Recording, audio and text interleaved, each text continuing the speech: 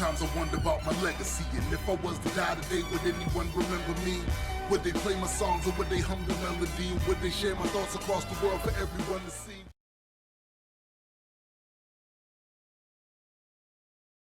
I remember we did a show at this place called Club International. And when you hear the name Club International, it probably conjures up images of a grandiose, luxurious place. Yeah, no, that's not what this place was. This was a hole in the wall. And maybe I shouldn't call it so much of a show, even though technically it was a show. It was more of a contest too.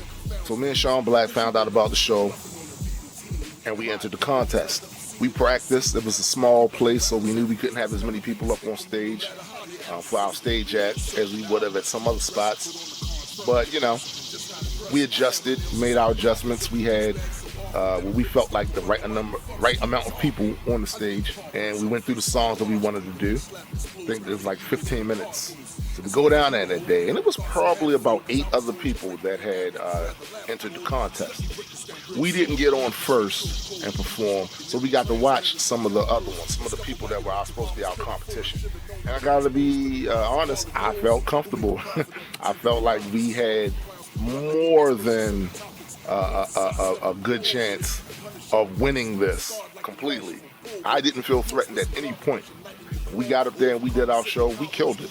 We absolutely killed it. From our level of experience at that time and our creativity was at its peak for who we were then as artists. We killed it. And we had like maybe 2 more groups of acts that came on after us. So we was feeling pretty confident that we were going to win this. That last act though, these 2 guys come up on stage with these stools and a pack of cigarettes. And they sit down there on those stools and their beat starts playing.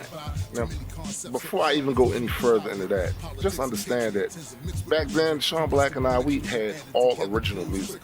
We took pride in the fact that we had original music, original instrumentals. These guys didn't though.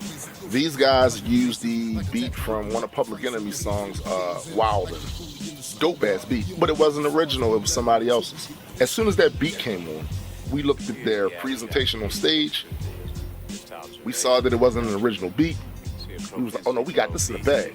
There's no way these guys are going to be able to beat us doing what they're doing. We were wrong. We were so wrong.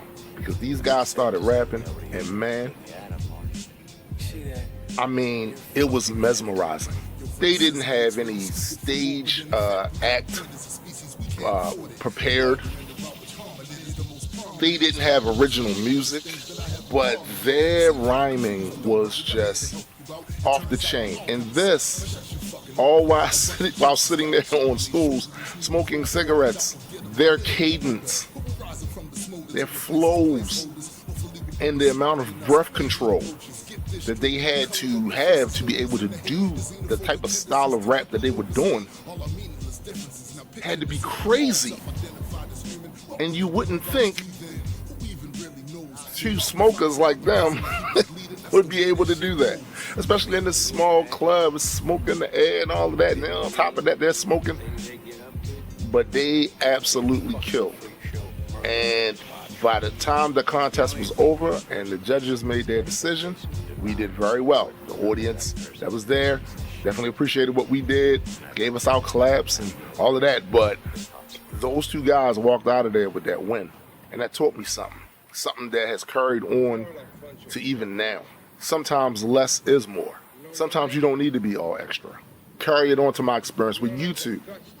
When I first started doing YouTube, I was using my phone as a camera. And the resolution on that phone was not all that great. But it's what I had, so I used it. Over the course of time, though, I started seeing other YouTubers with better cameras. Their footage looked better. And I started getting envious of that. I wanted mine to have that same quality look. So I eventually did wind up, investing in better camera equipment, lights, and all of this other stuff.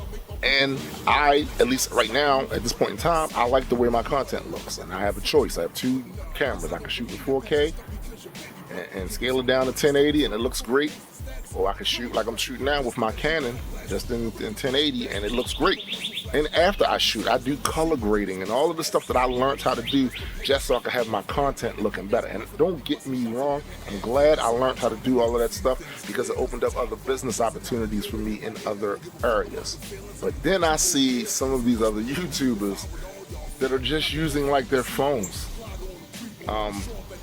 And a lot of the times, don't get me wrong, some of the phone footage looks great, but a lot of it doesn't. And they have more subscribers than me. They get way more engagement than I do. Now granted, I disappeared from my channel for a while and started doing other things. I came back. The algorithm does punish you for that, for inactivity. So yeah, I have to just be consistent and hopefully build up that engagement again. But even with that,